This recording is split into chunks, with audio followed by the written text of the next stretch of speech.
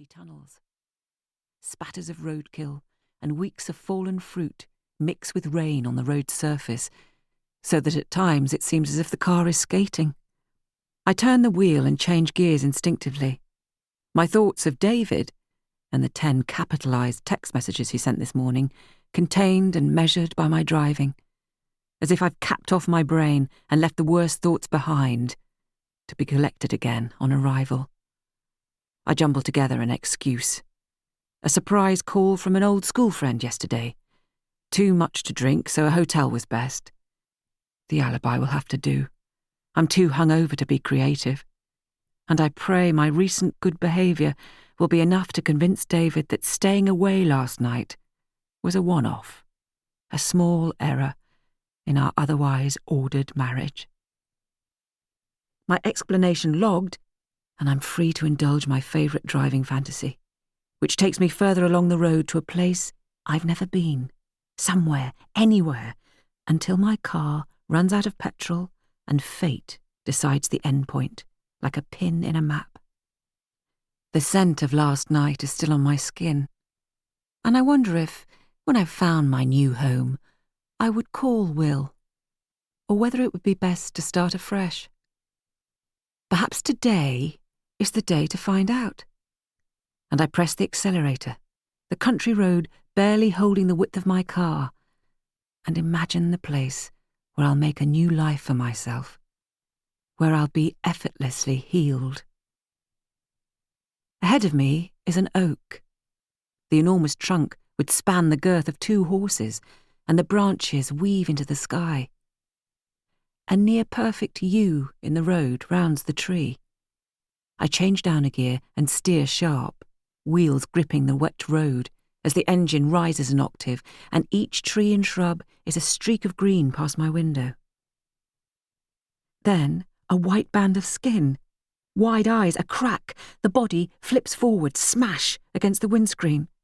Glass shatters, I stamp the brakes too late, and whatever I've hit flies over the car in a floppy cartwheel, crumpling on the road behind.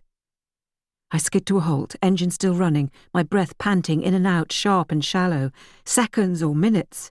I check my rearview mirror. On the road behind is a smudge of red from the taillights. 20 metres from that, a pile. Thick, dark liquid spreads on the tarmac. Nothing moves, apart from the rain which pounds the ground. "It's just an animal," I whisper, then say it loud to make it real. "It's just an animal." Easing the car into gear, I manoeuvre a 5-point turn and edge closer until I'm a metre away. Clothes, not fur. Fingers, not hooves. Swaddled in a heavy coat, his face always covered by a scarf and hat. I recognise him. A local homeless man who trudges the roads near my house. I teeter from the car, step forward, then crouch a few inches away. Rain soaks me and runs down my face, gathering at my eyebrows and chin. The scarf round the man's face has come loose, and it exposes a woolly beard, a long, ugly nose. I shut my eyes for a few seconds. Who was the last person to be this close to him? Panic pinballs in my chest. When I open my eyes, I tug at the scarf to cover him up and return him to the being he was a few minutes ago. But the fabric is caught under his head. His neck is slack like a broken doll. From my pocket, I take out my mobile. It slips like a fish from my shaking hands onto the wet tarmac. I grab it and press random buttons to bring it back to life, then wave it above my head. But there's no signal. The man's smell is sharp and strong with a feral bite, earth mixed with old piss.